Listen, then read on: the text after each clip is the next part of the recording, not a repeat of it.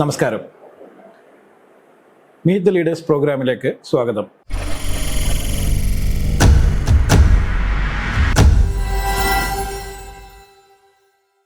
Overtake ചെയ്ത് എന്നുള്ളതിനേക്കാൾ ഏറ്റവും വലിയ ഓഫൻസ് സീബ്ര ലൈനിൽ വണ്ടി പാർക്ക് ചെയ്തു. അങ്ങനെ റെക്കോർഡ് ചെയ്ത ഒരു സാധനം, ഒരു സംഭവം, അത് ഡിലീറ്റ് ചെയ്യാൻ ഒരു MLA-ക്ക് പറയാൻ ഒരു അവകാശവുമില്ല. റോഡ് ഞങ്ങൾക്ക് പ്രകടനം നടത്താനും ഉത്സവം നടത്താനും പെരുന്നാളിന് ഉണ്ണാളിനെ എഴുന്നള്ളിക്കാനെന്നുള്ള. അപ്പൊ ഇവിടെ എല്ലാം വോട്ട് കണ്ടോണ്ടാ. അപ്പൊ ഈ ഭൂമി വിട്ടുകൊടുത്താൽ അവരടുത്ത പ്രാവശ്യം ഞങ്ങൾക്ക് വോട്ട് ചെയ്യുമോ ഇല്ലയോ എന്നുള്ളൊരു, ഇവിടെ എല്ലാം വോട്ടിന്റെ കണക്കനുസരിച്ചിട്ടാണ് നമ്മുടെ പൊതുപ്രവർത്തനം നടത്തുന്നത്. എനിക്ക് സത്യത്തിൽ നമ്മുടെ ഈ സാക്ഷരതാ കേരളം എന്നൊക്കെ പറയുന്നത് എനിക്ക് തോന്നുന്നില്ല സാക്ഷരതാ കേരളമാണ്. 6 പേരും പ്രതികരിക്കാൻ തയ്യാറായില്ലെന്ന്. നമ്മുടെ ഇത്ര പ്രതികരണശേഷി നഷ്ടപ്പെട്ട നമ്മുടെ ജനാധിപത്യ രാജ്യത്താണ് നമ്മൾ താമസിക്കുന്നത്. അല്ലാതെ കൊറിയയിൽ ജിം കോങ്ങിന്റെ അടുത്തൊന്നും അല്ലല്ലോ.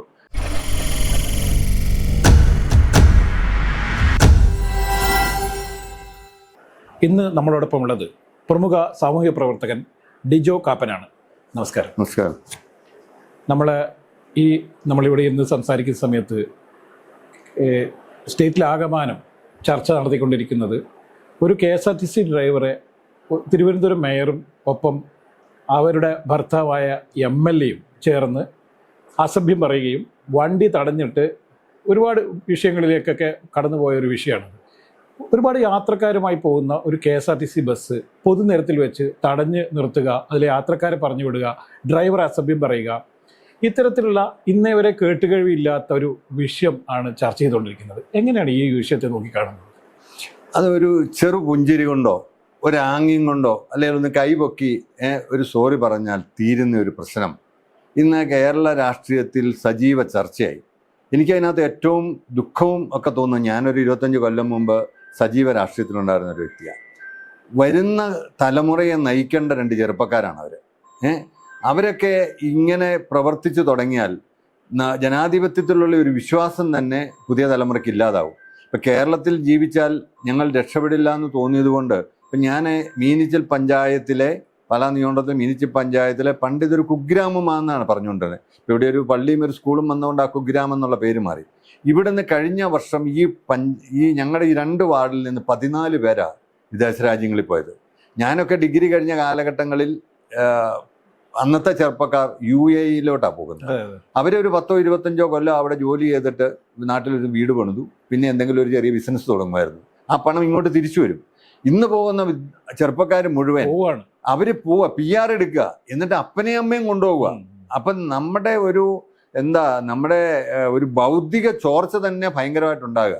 അങ്ങനെയുള്ള ഒരു സമയത്ത് ഇതുപോലെയുള്ള നേതാക്കന്മാർ ഇങ്ങനെയല്ല മാതൃക കാണിക്കേണ്ടതെന്നാണ് എനിക്ക് അവരോട് റിക്വസ്റ്റ് ചെയ്യാനുള്ളത്. നമ്മൾ അല്ലാതെ അവരോട് ആവശ്യപ്പെടാൻ നമുക്ക് പറ്റില്ലല്ലോ. പക്ഷേ നമ്മളിപ്പോൾ കണ്ടത് നമുക്ക് അറിയാം, 10-25-30 വർഷം മുന്നേയുള്ള യുവ നേതാക്കന്മാർ യഥാർത്ഥത്തിൽ വലിയ മാതൃകാപരമായ പ്രവർത്തനം കാഴ്ചവെച്ചിരുന്നു. അവർ ഏറ്റവും സോഷ്യൽ ഇഷ്യൂസിലായിരുന്നു ഏറ്റവും കൂടെ ഇടപെട്ടിരുന്നത്. ഒരുപാട് സമരങ്ങളൊക്കെ നമ്മൾ കണ്ടിട്ടുണ്ട്. ബസ് തടയൽ സമരം നമ്മൾ കണ്ടിട്ടുണ്ട്. വിദ്യാർത്ഥികളുമായി ബന്ധപ്പെട്ടുള്ള ബസ് ചാർജ് വർധനയ്ക്കെതിരെ സമരം നടന്നിട്ടുണ്ട്. നിരവധി KSRTC ബസ്സുകളൊക്കെ തടയുകയും ഒക്കെ ചെയ്ത സംഭവമുണ്ട്. പക്ഷേ ഇത് അങ്ങനെയല്ല.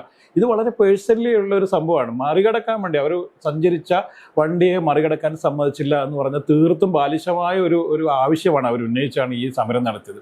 ഇതിൽ ഇന്ന് പോലീസ് ഇത് 4 ദിവസം മുന്നേ നടന്നത്, ശനിയാഴ്ച നടന്ന സംഭവമാണ്.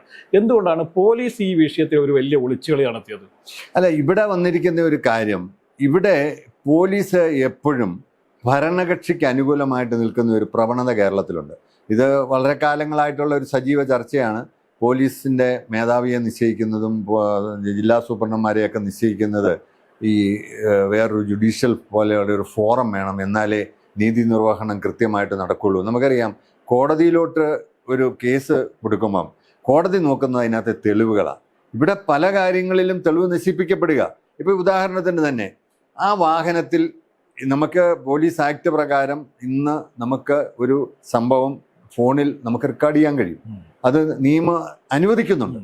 അങ്ങനെ റെക്കോർഡ് ചെയ്ത ഒരു സാധനം, ഒരു സംഭവം, അത് ഡിലീറ്റ് ചെയ്യാൻ ഒരു MLA-ക്ക് പറയാൻ ഒരു അവകാശവുമില്ല. അവിടെ തുടങ്ങി.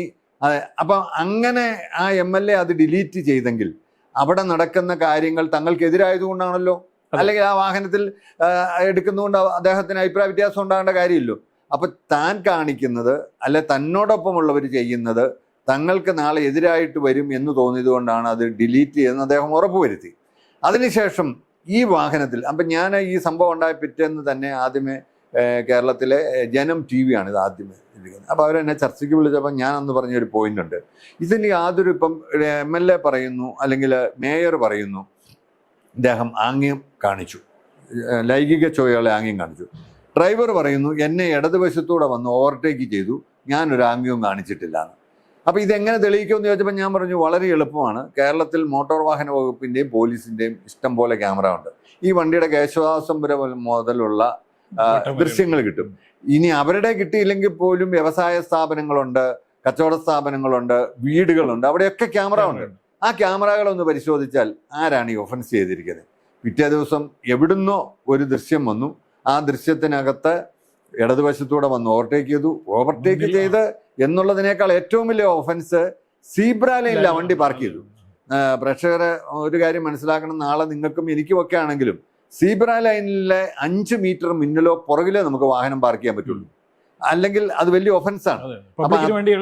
അതെ, അത് യാത്രക്കാർക്ക് വേണ്ടിയിട്ട് മാത്രമുള്ള സ്പേസാണ്. നമ്മുടെ നാട്ടില് നമ്മുടെ രാഷ്ട്രീയ നേതാക്കന്മാർക്ക് മറ്റേ ഈ പള്ളി അമ്പലം ഉത്സവമൊക്കെ നടത്തുന്നവരുടെ ഒരു പൊതു കാഴ്ചപ്പാട് റോഡ് ഞങ്ങൾക്ക് പ്രകടനം നടത്താനും ഉത്സവം നടത്താനും പെരുന്നാളിന് ഉണ്ണാളിനെ എഴുന്നള്ളിക്കാനെന്നുള്ള. റോഡെന്ന് പറയുന്നത് വാഹനം ഓടാനും കാൽനട യാത്രക്കാർക്കും വേണ്ടിയിട്ടുള്ളതാ, അല്ലാതെ വേറെ ആർക്കും അവകാശപ്പെട്ട ഒരു സ്ഥലമല്ല. അപ്പം അങ്ങനെയുള്ള ഒരു റോഡിലാണ് ഈ സംഭവങ്ങൾ ഉണ്ടായിരിക്കുന്നത്.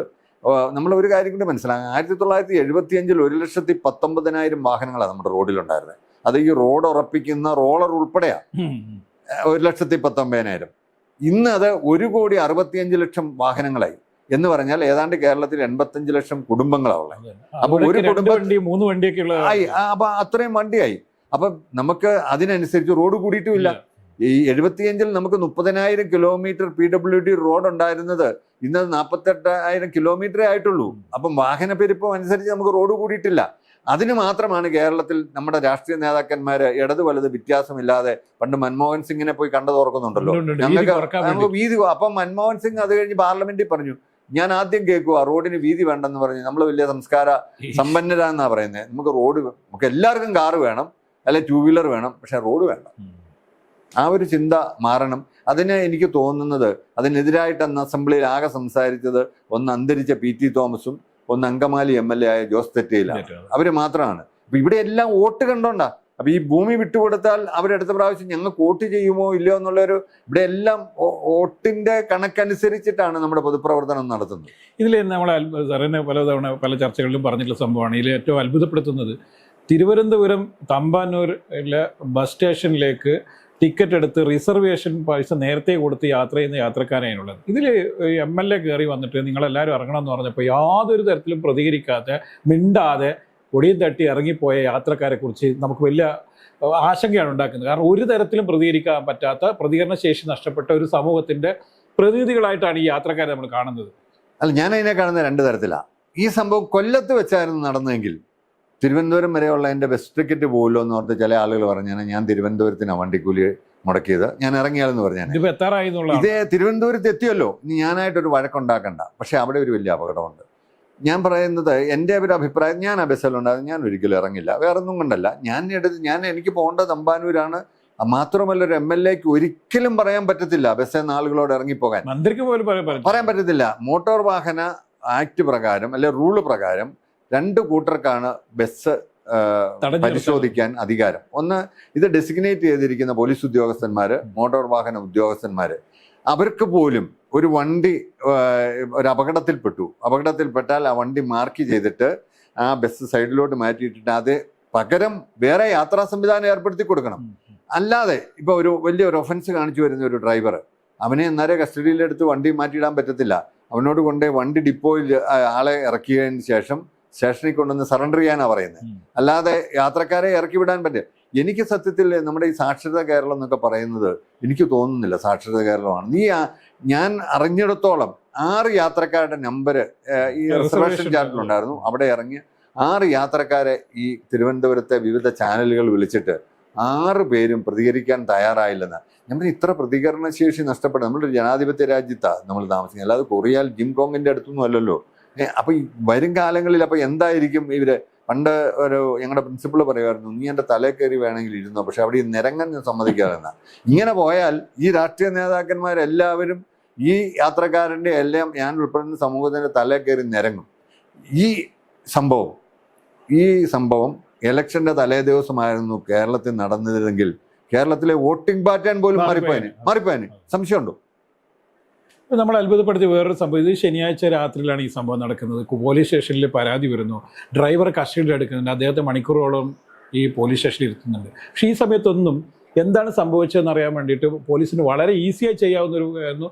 അതിൽ CCTV പരിശോധിക്കാനും അതിൻ്റെ ഈ സിം കാർഡ്, മെമ്മറി കാർഡ് എടുക്കാനും പറ്റുമായിരുന്നത്. പക്ഷെ അവർ 4 ദിവസം കഴിഞ്ഞിട്ടാണ്, ഇന്നാണ്, അതായത് 1-ാം തീയതിയാണ് അവർക്കിത് പരിശോധിക്കണം തോന്നുന്നത്. ഇതിൽ തന്നെ വലിയ ദുരൂഹതയുണ്ട്. കാരണം ഈ MLA ചെയ്തത് ഈ യാത്രക്കാരെ നിർബന്ധിച്ച് ഇറക്കി വിട്ടു എന്നുള്ള കാര്യം, പിന്നെ പുറത്തു നിന്നുകൊണ്ട് മേയറുടെ കൂടെ ഉണ്ടായിരുന്ന ആളുകളും ഈ ഇദ്ദേഹമായിട്ട് നടന്ന കയർത്ത് സംസാരിച്ച വിഷയങ്ങൾ എന്തൊക്കെ സംസാരിച്ചു എന്നുള്ളത്, ഈ വിഷയങ്ങൾ മൊത്തം ഒരുപക്ഷെ ഈ മെമ്മറി കാർഡ് അന്ന് തന്നെ CC എന്തെങ്കിലും കിട്ടുമായിരുന്നു. പക്ഷേ പോലീസ് അതിനെക്കുറിച്ച് മിണ്ടുന്നേ ഇല്ല. മെമ്മറി കാർഡ് പോലീസിന് ബുദ്ധിയില്ലായ്മ ഉണ്ടല്ലോ. വളരെ നമുക്കറിയാം, ഇപ്പം സംവിധായകൻ ജോഷിൻ്റെ വീട്ടിൽ നടന്ന വലിയ മോഷണം, 1 കോടി രൂപേൻ്റെ ഈ ആഭരണങ്ങൾ മോഷ്ടിച്ചിട്ട് മണിക്കൂറുകൾക്കകം അവർ ഐഡന്റിഫൈ ചെയ്യുകയും കൃത്യമായി അതിൻ്റെ പുറകെ പോവുകയും മംഗലാപുരത്ത് വെച്ചിട്ട് ഈ കള്ളനെ, മലയാളിയൊന്നുമല്ല, അയാൾ കേരളത്തിന് പുറത്തുനിന്ന് വന്ന, മഹാരാഷ്ട്രയിൽ നിന്ന് വന്ന ആളാണ്. എങ്കിൽ ഇപ്പോൾ ഒരാളെ പിടിക്കാനുള്ള വലിയ ബുദ്ധിയൊക്കെ കാണിച്ച പോലീസാണ്. ഈ പോലീസിനെയാണ് വളരെ ലാഘവബുദ്ധിയോടുകൂടി ഈ കേസിൽ ഇടപെടുകയും അവസാനം 4-ാമത്തെ ദിവസം രാവിലെ ചെന്ന് നോക്കുമ്പോൾ ഇതിൽ CCTVയിൽ ഈ മെമ്മറി കാർഡില്ല എന്ന് പറഞ്ഞ് തിരിച്ചു പോകുന്നു. എത്രത്തോളം ആളുകളെ കളിയാക്കുന്ന തരത്തിലാണ് ഈ അന്വേഷണം നടക്കുന്നത്. ഇത് പോലീസ് എന്താണ് ഈ ഇത്തരത്തിൽ ഭരണകക്ഷിക്ക് അനുകൂലമായ നിലപാട് സ്വീകരിക്കുന്നൊക്കെ അറിയാം. പക്ഷേ ഇത്തരത്തിൽ പോലീസ് ജനങ്ങളെപ്പോലും കബളിപ്പിക്കുന്ന അല്ലെങ്കിൽ കളിയാക്കുന്ന രീതിയിലുള്ള പ്രവർത്തനം കാഴ്ചവെക്കുന്നത് നമുക്ക് ആശങ്ക ഉണ്ടാക്കുന്നുണ്ട്. അല്ല, അത് സത്യത്തിൽ ഇങ്ങനെ ഒരു സംഭവം ഉണ്ടായി കഴിഞ്ഞപ്പോൾ തന്നെ ഈ വാഹനം പോലീസ് കസ്റ്റഡിയിൽ എടുക്കേണ്ടതായിരുന്നു. പോലീസ് കസ്റ്റഡിയിൽ എടുത്തില്ല എന്നുള്ളത് തന്നെ 1-ാമത്തെ തെറ്റ്. ആകെ എനിക്ക് തോന്നുന്നു, ഇപ്പം നമ്മൾ ഇങ്ങനെ ഒരു സംഭവം ഉണ്ടായാൽ, ഒരു പുരുഷനും സ്ത്രീയുമായിട്ടുള്ള ഒരു സംഭവം ഉണ്ടാകുമ്പോൾ സ്വാഭാവികമായിട്ടും ഒരു പൊതുസമൂഹം സ്ത്രീപക്ഷമായിരിക്കും. അത് വാഹനങ്ങളുടെ കാര്യത്തിൽ പോലും ആ ഒരു ഇതുണ്ട്. അതായത് ഒരു സൈക്കിളും ഒരു കാറും കൂടെ കൂട്ടിയിടിച്ചാൽ ജനം സൈക്കിളുകാരൻ്റെ കൂടെയായിരിക്കും, കാറും ബസ്സും കൂടെ ഇടിച്ചാൽ ജനം ചെറിയ വണ്ടി എന്ന നിലയിൽ കാറുകാരൻ്റെ കൂടെയായിരിക്കും. എന്ന് പറഞ്ഞതുപോലെ സ്ത്രീകൾ പുരുഷന്മാരെക്കാൾ അല്പം അവർക്ക് കായിക ബലം കുറവാണ് എന്നുള്ളത് കൊണ്ട് ജനം എപ്പോഴും ഒരു സ്ത്രീപക്ഷ ഒരു നിലപാടായിരിക്കും. ഇവിടെ അത് മാറാനുണ്ടായ കാരണം, ഈ ഇഷ്യൂ ഉണ്ടായി കഴിഞ്ഞപ്പോഴേ ഈ മേയർ പറഞ്ഞു ഇദ്ദേഹം മദ്യപിച്ചിരുന്നു എന്ന് പറഞ്ഞു. ഈ ഡ്രൈവർ അദ്ദേഹത്തെ ഉടൻ തന്നെ പരിശോധനയ്ക്ക് കൊണ്ടുപോയി. പരിശോധിച്ചപ്പോഴത്തേനും എന്തുണ്ടായി, അദ്ദേഹം മദ്യപിച്ചിട്ടില്ല എന്ന് പറഞ്ഞു. അപ്പോൾ തന്നെ ഈ മേയറുടെ നടപടിയിൽ പിന്നെ ഇടതുവശത്തൂടെ ഓവർടേക്ക് ചെയ്തിട്ടില്ല എന്ന് പറഞ്ഞു. പക്ഷെ അത് കൃത്യമായിട്ട് തെറ്റിപ്പോയി. പിന്നെ അവർ പറഞ്ഞ ഏറ്റവും വലിയ കളവ്, അല്ലെങ്കിൽ കളവെന്ന് വേണമെങ്കിൽ തന്നെ പറയാം, അതായത് അത് എൻ്റെ ഒരു വിശ്വാസം ഏതോ ബുദ്ധിയുള്ള വക്കീൽ പറഞ്ഞു കൊടുത്ത അഡ്വൈസാണ്. അതായത് ഒരു സൂപ്പർഫാസ്റ്റ് വാഹനം, സൂപ്പർഫാസ്റ്റ് വണ്ടികൾക്ക് 4 ഹെഡ്ലൈറ്റ് ഉണ്ട്, മറ്റു വണ്ടികൾക്ക് 2 എണ്ണം. ഇത് 4 ലൈറ്റ് ഇങ്ങനെ മുന്നോട്ട് നിൽക്കുന്നു. വളരെ ഉയരത്തിലാണ് ഡ്രൈവർ ഇരിക്കുന്നത്. ഡ്രൈവർ ക്യാബിനിൽ ലൈറ്റേ ഇല്ല. അവിടെ ഒരു ലൈറ്റ് ഉണ്ട്, അതിന് പ്രത്യേക സ്വിച്ചാണ്. അതെന്തിനാന്ന് വെച്ചാൽ ഇഞ്ചിന് വല്ലോ തകരാറ് വരുമോ വല്ലോ ഒക്കെ ചെയ്യുമ്പം ഈ സ്വിച്ച് ഓൺ ചെയ്താലേ ലൈറ്റ്. അങ്ങനെയുള്ള ഒരു വാഹനത്തിലേക്ക് താഴെ ലോ ലെവലിൽ ഇരിക്കുന്ന കാറിലിരുന്ന് നോക്കിയാൽ ഒരു കാരണവശാലും ആ ഡ്രൈവറുടെ മുഖം കാണാനോ ആക്ഷനോ കാണാൻ പറ്റത്തില്ല. പിന്നെ എൻ്റെ ഒരു വിശ്വാസം, ഞാൻ ആദ്യം സംശയിച്ചു, ഇപ്പം ഇടതുവശത്തൂടെ ഞാനിപ്പോൾ വണ്ടി ഓടിച്ചുകൊണ്ട് പോവുക, എൻ്റെ ഇടതുവശത്തൂടെ ചില പിള്ളേരൊക്കെ ഇങ്ങനെ ചെത്തി കയറിപ്പോവും. അപ്പം നമ്മൾ ചിലപ്പോൾ ചോദിക്കും, എന്താ ഇതിങ്ങനെയാണോടോ പോകുന്നത് എന്ന് ചോദിക്കും. അങ്ങനെ വല്ലതും ചോദിച്ചപ്പം അതിനി ഈ ഒരു ലൈംഗിക ചുവയോടുകൂടിയാണോ എന്ന് മേയർ തെറ്റിദ്ധരിച്ചതായിരിക്കാം എന്നായിരുന്നു എൻ്റെ ആദ്യത്തെ ഒരിത്. പക്ഷേ ഇവർ കണ്ടു, മിന്നൽ വെച്ച് കണ്ടു എന്ന് പറയുമ്പം അത് ഒരു കാരണവശാലും നടക്കുന്നതല്ല. അപ്പം ബഹുമാനപ്പെട്ട മേയർ, അവർ ആ സമയത്ത് മേയറുടെ ചുമതല വഹിക്കുന്നുണ്ടെങ്കിൽ പോലും അവരൊരു സ്വകാര്യ ചടങ്ങിന് പോയതാ. അവർക്ക് ഒരു പ്രിവിലേജും പ്രത്യേകിച്ചില്ല. അതെ, ഞാൻ അന്നു മുതൽ എടുത്തിരിക്കുന്ന ഒരു സ്റ്റാൻഡ്, ഈ ഡ്രൈവർ ഇതുപോലെ തെറ്റ് ചെയ്തിട്ടുണ്ടെങ്കിൽ ആ ഡ്രൈവറെ ഒരു കാരണവശാലും KSRTCയിൽ ജോലിക്ക് നിർത്താൻ പാടില്ല, അവനെ സർവീസിൽ നിന്ന് പിരിച്ചുവിടണം. മോട്ടോർ വാഹന നിയമം അനുസരിക്കുന്ന എത്ര വർഷമാണോ അത്രയും കാലം അവൻ വാഹനം ഓടിക്കാൻ ഇതില്ല. അപ്പം നമ്മുടെയൊക്കെ ഫ്രാൻസിലൊക്കെ ഈ കോളേജ് അധ്യാപകരെയൊക്കെ ഇങ്ങനെ ഓരോ ലെവലിൽ സ്ക്രീൻ ചെയ്ത് പോകും. അവിടെ കൊള്ളിയാലാന്ന് പിള്ളേർ വിധി എഴുതിയാൽ പിന്നെ ചിലപ്പം അദ്ദേഹം ബെറോട്ട അടിക്കാനായിരിക്കും പോകുന്നത്.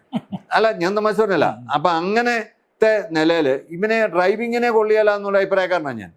അപ്പം അതുകൊണ്ട് ആ ഒരു നിലപാടിലേക്ക് പോകണം എന്നാണ്. പക്ഷേ അതോടൊപ്പം എനിക്ക് വേറൊരു പോയിന്റും കൂടിയുണ്ട്. ഈ സ്ത്രീ അല്ലെങ്കിൽ ഈ ആര്യ, അവര് ഈ അദ്ദേഹത്തിനും അമ്മയും സഹോദരിമാരും ഒക്കെ ഉള്ള ഒരു സമൂഹത്തിലാണ് അദ്ദേഹം ജീവിക്കുന്നത്. ഇയാൾ ഇങ്ങനെ ഒരു ലൈംഗിക ആക്ഷേപം കാണിച്ചു എന്ന് പറഞ്ഞിട്ട് അത് കാണിച്ചിട്ടില്ലെങ്കിൽ, ഇവർക്ക് മേയർ എന്ന ഇതിലാണല്ലോ അവരുടെ FIR കൊടുത്തിരിക്കുന്നത്, അവർ ആ കസേര പിന്നെ ഇരിക്കാൻ യോഗ്യരല്ല. അവർ ആ കസേരയിൽ നിന്ന് ഇറങ്ങിപ്പോകണം എന്ന് തന്നെയാണ് എനിക്ക് പറയാനുള്ളത്. അതുകൊണ്ട് അതിൻ്റെ ഒരു അതിൻ്റെ അധികാരത്തിൻ്റെ ഒരു ഗർവും അവരുടെ ഭർത്താവ് MLA ആണെന്നുള്ള ഗർവും കൊണ്ടാണല്ലോ അവർ കൊടുത്ത പെറ്റീഷൻ പോലീസ് എടുക്കാതിരുന്നത്, അല്ലെങ്കിൽ കേസ് ചെയ്യാതിരുന്നത്. അത് ഒരിക്കലും ന്യായീകരിക്കാൻ പറ്റുന്നതല്ല. ഞാൻ മുമ്പേ സൂചിപ്പിച്ചതുപോലെ നമ്മുടെയൊക്കെ പറയും സൂചി കൊണ്ട് എടുക്കേണ്ടത് തൂമ്പാ കൊണ്ട് എടുത്തുകൊണ്ടിരിക്കുക അവർ. ഇത് കൂടുതൽ ഓരോ ദിവസം ചെല്ലും തോറും ഇത് മോശമാകും. പോലീസ് സ്റ്റേഷനിൽ ചെന്നപ്പോൾ ആ പോലീസുകാർ ഏതോ എക്സ്പീരിയൻസ് ഉള്ള ഒരു പോലീസുകാരനാണെന്ന് തോന്നുന്നു. അദ്ദേഹം പറഞ്ഞു, ഈ ഡ്രൈവറോട് പറഞ്ഞു, നിങ്ങൾ ആ മേയറെ ഒന്ന് വിളിച്ച് സംസാരിച്ച് എങ്ങനെയാലും തീർക്കും, ഒന്നാമത് ഈ FIR ഒക്കെ എഴുതണമെങ്കിൽ നല്ല പണിയാണല്ലോ, അതുകൊണ്ടായിരിക്കാം.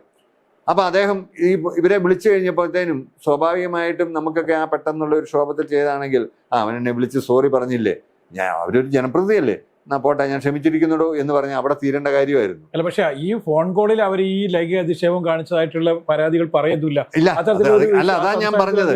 അത് പിന്നീട് ഇവരാണ് കൂടുതൽ തെറ്റ് ചെയ്തതെന്ന് വന്നപ്പം പിന്നെ ഇവർക്ക് പിടിച്ചു നിൽക്കാൻ ഏതോ നല്ല വക്കീലന്മാര് പറഞ്ഞു കൊടുത്ത ഒരു അഡ്വൈസാണ് ഈ സ്ത്രീയെ മോശമാക്കുന്നത് അല്ലെങ്കിൽ അംഗക്ഷേമം കാണിച്ചു എന്ന് പറഞ്ഞ് പരാതി കൊടുത്തതെന്നാണ് ഞാൻ വിശ്വസിക്കുന്നത്. അത് ചിലപ്പം എൻ്റെ നിഗമനം തെറ്റായിരിക്കാം. പക്ഷേ സാഹചര്യങ്ങൾ എല്ലാവും പുറത്തു വന്നിരിക്കുന്ന തെളിവുകളും വാർത്തകളും ഇന്നത്തെ നിലയിൽ അവർക്കെതിരാണ്. ഇന്ന് എൻ്റെ ഒരു സുഹൃത്ത് തിരുവനന്തപുരത്ത് നിന്ന് വിളിച്ചപ്പോൾ എന്നോട് പറഞ്ഞു, അപ്പം തിരുവനന്തപുരത്ത് 2ാം പൊങ്കാല അനൗൺസ് ചെയ്തെന്ന് പറഞ്ഞു. അപ്പം ആദ്യം എനിക്ക് മനസ്സിലായില്ലായിരുന്നു, നമ്മളൊക്കെ ട്യൂബ്ലൈറ്റ് ആണല്ലോ. പിന്നെ എനിക്ക് മനസ്സിലായത് സോഷ്യൽ മീഡിയയിലെ പൊങ്കാലയെ കുറിച്ചാണ് പറയുന്നതാണ്. ഇപ്പൊ അവരിപ്പോ പറയുന്നത് മാധ്യമങ്ങൾ വേട്ടയാടുന്നു, അതുപോലെ തന്നെ ഇവരെ ടാർഗറ്റ് ചെയ്യുന്നു എന്നൊക്കെയാണ് പറയുന്നത്. യഥാർത്ഥത്തിൽ അങ്ങനെ ഈ വിഷയത്തിൽ മാധ്യമങ്ങൾ അവരെ ടാർഗറ്റ് ചെയ്യുന്നതായിട്ട് തോന്നിയിട്ടുണ്ട്? അല്ല, അങ്ങനെയാണെങ്കിൽ ഇപ്പം NGO യൂണിയന്റെ കണക്ക്, NGO ഇവരുടെ സംസ്ഥാന സമ്മേളനത്തിൽ ദേശാമാനി വന്ന കണക്കനുസരിച്ച് 87% സർക്കാർ ജീവനക്കാരും അവരുടെ സംഘടനയിലാണ്. കേരളത്തിലെ DYFIയുടെ സംസ്ഥാന സമ്മേളനത്തിൽ അവതരിപ്പിക്കുന്ന കണക്കനുസരിച്ചും ഏതാണ്ട് 70% യുവാക്കളും DYFIയിലാണ്. മാർക്സിസ്റ്റ് പാർട്ടിയുടെ കണക്കനുസരിച്ചും അവരുടെ മറ്റ് തൊഴിലാളി സംഘടനകളുടെ കണക്കനുസരിച്ചും, പക്ഷെ വോട്ടവർക്ക് കാണുന്നില്ല. പക്ഷെ അവരുടെ കണക്കനുസരിച്ച് ഇതാ. അപ്പൊ അങ്ങനെയാണെങ്കിൽ അവർക്കാണല്ലോ ഇക്കാര്യത്തിൽ അപ്രമാദിത്വം ഉണ്ടാവേണ്ടത്. പക്ഷെ എന്തുകൊണ്ട് ഉണ്ടാവുന്നില്ല? ഇവര് ചെയ്തത് തെറ്റാണെന്ന് കമ്മ്യൂണിസ്റ്റ് പാർട്ടിയിൽ വിശ്വസിക്കുകയും കമ്മ്യൂണിസ്റ്റ് പാർട്ടിക്ക് കാലാകാലങ്ങളിൽ വോട്ട് ചെയ്യുന്നവരും ആയ ആളുകൾ ചിന്തിക്കുന്നുണ്ട്. ഞാനിപ്പോൾ പെട്ടെന്ന് എൻ്റെ ഓർമ്മയിൽ വന്നത് സുരേഷ് കുറുപ്പും ഞാനും ഒക്കെ ഒരു കാലഘട്ടങ്ങളിൽ അദ്ദേഹം SFIയുടെ പ്രസിഡന്റ്, PT തോമസ് കേശുവിന്റെ പ്രസിഡന്റ്, ഞങ്ങൾ ഈ കോളേജുകളിലൊക്കെ ഞങ്ങൾ അന്ന് ഇതിന് പോകുമായിരുന്നു. സുരേഷ് കുറുപ്പ് കോട്ടയം പാർലമെന്റിൽ ജയിക്കുന്നത്, കോട്ടയം ഒരു UDF കോൺസ്റ്റിറ്റ്യുവൻസിയാണ്, അവിടെ ജയിക്കുന്നത് CPMന്റെ വോട്ട് കൊണ്ടല്ല, അദ്ദേഹത്തിന്റെ പെരുമാറ്റം കൊണ്ട് മാത്രമാണ്. അദ്ദേഹം കോട്ടയം പാർലമെന്റിൽ ഒരു പ്രാവശ്യമാണ് ലോട്ടറി അടിച്ച പോലെ ജയിച്ചതെന്ന് പറയാം. അദ്ദേഹത്തിന്റെ പെരുമാറ്റം കൊണ്ടാണ്. അപ്പൊ ആളുകൾ എത്രമാത്രം സിമ്പിൾ ആകുന്നോ, ആളുകൾ എത്രമാത്രം ജനപക്ഷത്ത് നിൽക്കുന്നു എന്നുള്ളതാണ്. അല്ലാതെ പാർലമെന്റിൽ പോയി ഇന്നതുപോലെ ഭരണഘടനാപരമായ അല്ല ഭരണ നിർമ്മാണ സഭ ഇല്ല ഇന്നതുപോലെ അദ്ദേഹം പ്രവർത്തിക്കുന്നൊന്നും കണ്ടല്ല ഞാൻ ഉൾപ്പെടുന്ന ഒരു സമൂഹ വോട്ട് ചെയ്യുന്നതെന്ന് എൻ്റെ ഒരു വിശ്വാസം. ഞാൻ ഇതുമായിട്ട് ബന്ധപ്പെട്ടല്ലേ. പക്ഷേ താങ്കൾ ഒരുപാട് കാലം വിദ്യാർത്ഥി രാഷ്ട്രീയത്തിലുണ്ടായിരുന്നു, പിന്നെ യുവജന പ്രസ്ഥാനത്തിലൊക്കെ പ്രവർത്തിക്കുകയും പൊതുരംഗത്ത് വളരെ സജീവമായി പ്രവർത്തിച്ച ആളാണ്. പക്ഷെ നമ്മളിപ്പോൾ ഈ അടുത്ത കാലത്തൊക്കെ ഉണ്ടായിരുന്ന കുറേ സംഭവം, കലാലയങ്ങൾ കേന്ദ്രീകരിച്ച് നടക്കുന്ന ചില കൊലപാതകങ്ങൾ നടക്കുന്നു, അരുതാത്തതായ ഒരുപാട് വിഷയങ്ങൾ നടക്കുന്നു. ഇതിനൊക്കെ എങ്ങനെയാണ് നോക്കിക്കാണുന്നത്? അല്ല, എനിക്കത് ചിന്തിക്കാൻ പോലും കഴിയല്ല. സാധാരണ പണ്ടൊക്കെ ഞങ്ങളൊക്കെ കാലത്തൊക്കെ എന്നൊക്കെ പറഞ്ഞു കഴിഞ്ഞാൽ, ഞാൻ ഉദാഹരണം പറയാം, ഇപ്പോൾ ഈ നമ്മുടെയൊക്കെ സ്കൂളുകൾ ബുക്കൊക്കെ നന്നായിട്ട് ബ്രൗൺ പേപ്പർ ഉപയോഗിച്ച് പൊഴിയണം. പണ്ടൊക്കെ അതിന് പേന കൊണ്ടായിരുന്നു, അത് കഴിഞ്ഞപ്പോൾ നെയിം സ്ലിപ്പായി. അപ്പം ഞങ്ങളുടെയൊക്കെ കാലത്ത് ഈ നെയിം സ്ലിപ്പ് അടിച്ചു കൊടുത്തിട്ട് അതിൻ്റെ താഴെ നമ്മുടെ പേരും സംഘടനയുടെ പേരും അടിച്ചു കൊടുത്ത അങ്ങനെയായിരുന്നു വിദ്യാർത്ഥികളെ ആകർഷിക്കുന്നത്. ഇന്നിപ്പം കേൾക്കുന്നത് അങ്ങനെയല്ല, ഞങ്ങളുടെ കൂടെ നിന്നില്ല കാലും കൈയും തല്ലി ഓടിക്കുന്ന അങ്ങനെ വിദ്യാർത്ഥികളെ ആകർഷിക്കാൻ പറ്റുമോ? എനിക്ക് മനസ്സിലായില്ല. പക്ഷെ അവിടെയും ആ സിദ്ധാർത്ഥനെ മരണപ്പെട്ട ആ ദിവസം ആരും ഒരു പരാതി പറഞ്ഞില്ല എന്നുള്ളത് എന്നെ അത്ഭുതപ്പെടുത്തുക. അപ്പം ഞാനത് കഴിഞ്ഞ് അവിടുത്തെ 2-3 അയൽവാസികളോടൊക്കെ ചോദിച്ചപ്പോൾ പറഞ്ഞു, ക്യാമ്പസൊക്കെ ടെററിസമാന്ന് പറഞ്ഞു. ടെററിസം. അപ്പം അത് നല്ലതല്ലെന്ന് തന്നെയാണ്. അതുകൊണ്ടായിരിക്കും ഈ കേരളത്തിൽ നിന്ന് ചെറുപ്പക്കാരിങ്ങനെ നമ്മുടെ നാട് വിട്ടു പോകുന്നതെന്ന് എനിക്ക്